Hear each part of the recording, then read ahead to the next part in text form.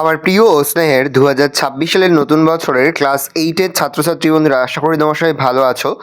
আজ আমরা যে বিষয়টি নিয়ে আলোচনা করব, ক্লাস 8-এর সেকেন্ড ইউনিট টেস্ট অর্থাৎ দ্বিতীয় পর্যায়ক্রমিক মূল্যায়নের পরিবেশ ও বিজ্ঞানের কোশ্চেন পেপার নিয়ে। দেখো সরাসরি স্ক্রিনে তোমরা ক্লাস 8-এর পরিবেশ ও বিজ্ঞানের কোশ্চেনটা দেখতে পাচ্ছ। ফুল মার্কস আমাদের রয়েছে 30, সময় তোমাদের রয়েছে 1 ঘন্টা 30 মিনিট। প্রথম রয়েছে তোমাদের ভৌতবিজ্ঞান থেকে প্রশ্ন 1-এর দাগে রয়েছে, নিচের প্রশ্নগুলির উত্তর দাও যে কোনো 7টি প্রশ্নের মান 1 করে 1 × 7 = 7।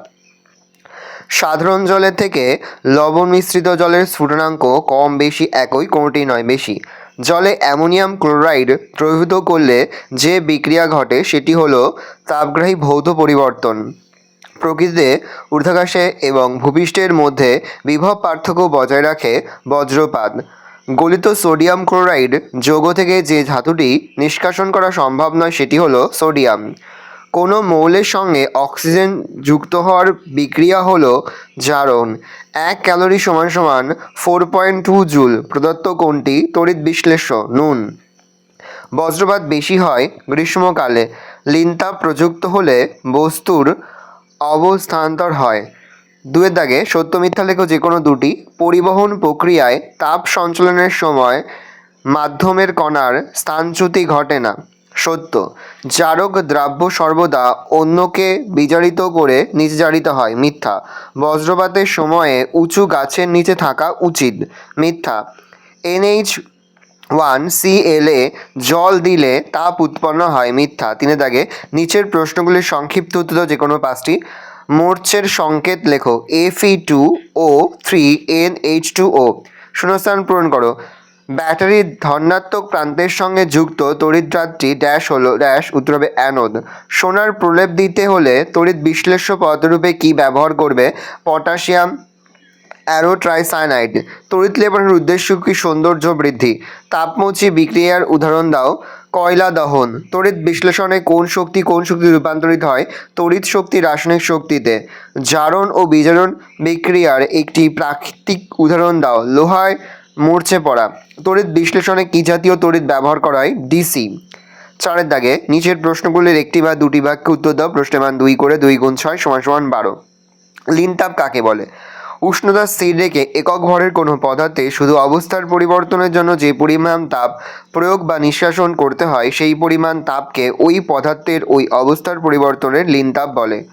বরফগড় লিনতাপ 80 ক্যালোরি/গ্রাম বলতে কী বোঝো? বরফগড় লিনতাপ 80 ক্যালোরি/গ্রাম বলতে বোঝায় 0 ডিগ্রি সেন্টিগ্রেড উষ্ণতায় 1 গ্রাম বরফকে 0 ডিগ্রি সেন্টিগ্রেড উষ্ণতার 1 গ্রাম জলে পরিণত করতে 80 ক্যালোরি তাপ লাগে। অনুঘটক কাকে বলে? যে পদার্থ কোনো রাসায়নিক বিক্রিয়ায় শুধু উপস্থিত থেকে বিক্রিয়ার বেগ বাড়ায় না বা কমায় এবং বিক্রিয়াশীল পদার্থটির ভর ও রাসায়নিক গঠনের কোনো পরিবর্তন হয় না, তাদের অনুঘটক বলে। অনুঘটক পদার্থ 2 রকমের, ধনাত্মক অনুঘটক বা পরা অনুঘটক এবং ঋণাত্মক অনুঘটক বা অপরা অনুঘটক।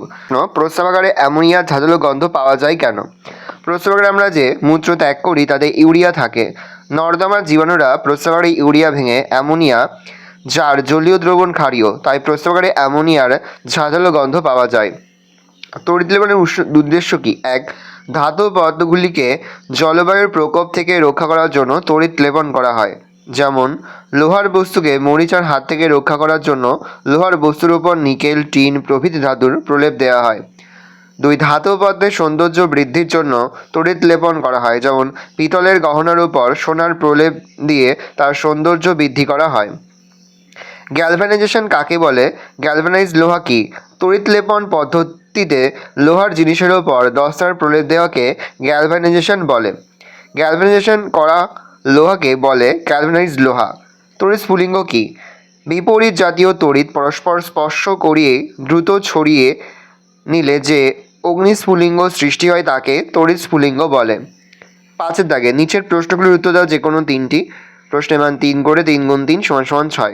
তাপমোচী পরিবর্তন ও তাপগ্রাহী পরিবর্তনের একটি পার্থক্য লেখো। তার সঙ্গেই CaO থেকে কীভাবে CaOH তৈরি করা যায় এবং এই প্রক্রিয়ায় সময় কী ঘটনা ঘটে। নেক্সট, একটি জৈব দ্রাবকের নাম লেখো। Zn + CuSO4 = ZnSO4 ও Cu প্রদত্ত বিক্রিয়াটিতে জারণ বিক্রিয়া জারক বিজারক চিহ্নিত করো। অথবা একটি 50 গ্রাম ভরের বস্তুর উষ্ণতা 2 ডিগ্রি সেন্টিগ্রেড বৃদ্ধি করতে 25 ক্যালোরি তাপ লাগে, ওই পদার্থের আপেক্ষিক তাপ কত? নেক্সট, 3 ডিগ্রি সেন্টিগ্রেড উষ্ণতার 200 গ্রাম ভরের জলের সঙ্গে 8 ডিগ্রি সেন্টিগ্রেড উষ্ণতার 800 গ্রাম জল মেশানো হলো, জলের অন্তিম উষ্ণতা কত? অথবা তড়িৎ লেপন কি? তড়িৎ লেপনের উদ্দেশ্যগুলি লেখো। লোহার পাইপের ওপর জিঙ্কের প্রলেপ দিতে অ্যানোডে ও ক্যাথোডে কী কী ব্যবহার করবে? নেক্সট, কী কী উপায়ে লোহায় মরচে পড়া রোধ করা যেতে পারে? অথবা তড়িৎ বিশ্লেষণের 3টি গুরুত্বপূর্ণ ব্যবহার লেখো। নেক্সট তোমাদের রয়েছে লাইফ সায়েন্স জীবনবিজ্ঞান থেকে প্রশ্ন। দেখো, একে থেকে সঠিক উত্তর নির্বাচন করে লেখো যে কোনো 3টি।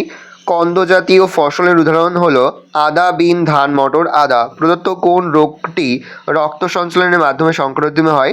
হেপাটাইটিস। 2,4-D হলো এক প্রকার আগাছানাশক। স্মল পক্স হলো ভাইরাস ঘটিত রোগ। প্রদত্ত কোনটি মাইনর কার্পের উদাহরণ? বাটা। 2 থেকে শূন্যস্থান পূরণ করো যে কোনো 3টি।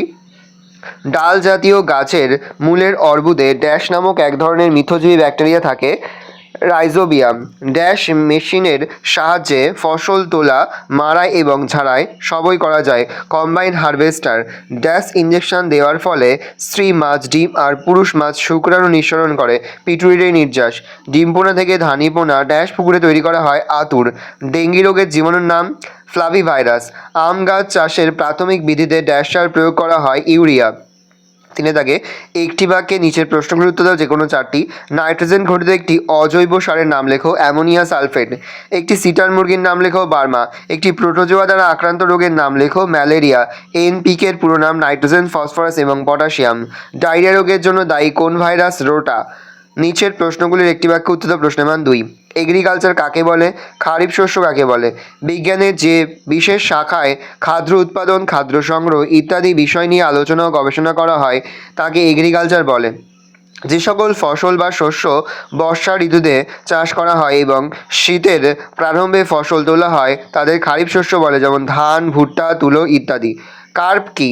মিষ্টি বা মিঠে জলে বসবাসকারী যে সকল অবশিষ্ট মাছের মাথায় আঁশ থাকে না, চোয়ালে দাঁত থাকে না, অতিরিক্ত শ্বাসঙ্গ থাকে না, দেহ গহ্বরে পটকা থাকে তাদের কার্প বলে। হিউমাস কি? উদ্ভিদ ও প্রাণীর পচনশীল দেহাবশেষ জীবাণু দ্বারা সম্পূর্ণ বিয়োজিত হওয়ার পর শিলাচূর্ণের সঙ্গে মিশ্রিত হয়ে যে বিশেষ কালো বাদামি বর্ণের মাটি সৃষ্টি করে তাকে হিউমাস বলে। জৈব সারের গুণাবলী উল্লেখ করো। জৈব সারের গুণাবলী হলো 1, জৈব সার মাটিতে উপকারী জীবাণুদের সংখ্যা বৃদ্ধি করে এবং মাটির উর্বরতা বৃদ্ধি করে। 2, জৈব সার প্রয়োগে মাটি রন্ধ্রযুক্ত হয়, ফলে মাটিতে আলোর প্রবেশ ও বায়ু চলাচলের হার বৃদ্ধি পায়। 3, জৈব সার প্রয়োগে মাটির জলধারণ ক্ষমতা বৃদ্ধি পায়। 5 থাকে সংক্ষিপ্ত উত্তরে যে কোনো একটি। প্রশ্নের মান 3। জৈব সার রাসায়নিক সার অপেক্ষা উৎকৃষ্ট কেন? কিভাবে ডিপ্লিটার পদ্ধতিতে মুরগি পালন করা হয় তা লেখো। আমাদের শরীরে HIV এর সংক্রমণ কিভাবে হয়? এই জীবাণু আমাদের শরীরকে কিভাবে ক্ষতিগ্রস্ত করে? মৌমাছি পালনের আধুনিক পদ্ধতিটি সংক্ষেপে ব্যাখ্যা করো। চায়ের গুণাবলীগুলি লেখো। নেক্সট, একটি রেখাচিত্রের দ্বারা মৌমাছির জীবনচক্র দেখাও। ভালো করে দেখে নাও, এই রোজ টোটাল তোমাদের সেকেন্ড ইউনিট টেস্ট অর্থাৎ দ্বিতীয় পর্যায়ক্রমিক মূল্যায়নের ক্লাস 8-এর পরিবেশ ও বিজ্ঞানের প্রশ্নপত্র। ভালো করে প্রশ্নপত্রটা দেখে নাও। আশা করি ভিডিওটা ভালো লেগেছে। ভিডিওটা ভালো লাগলে ভিডিওকে লাইক করতে ভুলুন না। আমার নতুন হওয়া তাহলে সাবস্ক্রাইব প্রেস করে পাশে বেল আইকন প্রেস করে নতুন করে ভিডিও আপলোড করি সবার ফার্স্ট নোটিফিকেশন পেয়ে যাও। আর এই ভিডিওটি তোমার বন্ধু বান্ধবী আত্মীয় স্বজন সবার মধ্যে কিন্তু অনেক শেয়ার করে দিলে, বছর ক্লাস 8-এ পড়ছে। আর এই প্রশ্নপত্রের PDF ফাইলটা কিন্তু আমাদের ফেসবুক পেজ রয়েছে এডুকেশন ফ্যামিলি, সেখানে কিন্তু আমরা আপলোড করে দেবো, কিন্তু অবশ্যই সেখান থেকে এই প্রশ্নপত্রের PDF ফাইলটা সংগ্রহ করে নেবে।